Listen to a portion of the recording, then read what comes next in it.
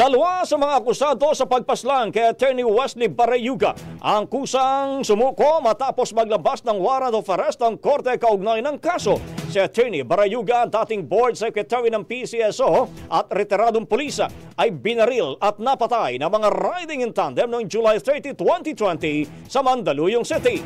Sa joint investigation ng DOJ, NBI at PNP-CIDG, lumabas na sina dating PNP official Roina Marzan Garma at NAPOLCOM Chairman Edelberto Linardo Mano ang mga mastermind sa krimen batay sa testimonya ni na Police Lieutenant Colonel Sante Mendoza at dating Police Nelson Mariano.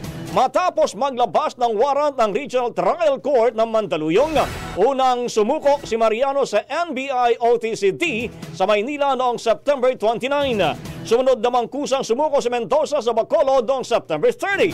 Samantala, magpapasaklolo naman ang NBI sa Interpol para makapag-issue ng red notice laban kay Garma na nasa Malaysia.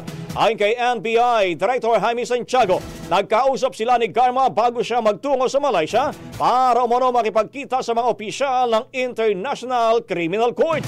Nag-iwan raw si Garma ng contact number pero cannot be reached na ito simula nang lumabas ang warrant of arrest. Ang bahaging ito ay hatid sa atin ng Fast Relax. Tanggal ang sakit, ora mismo.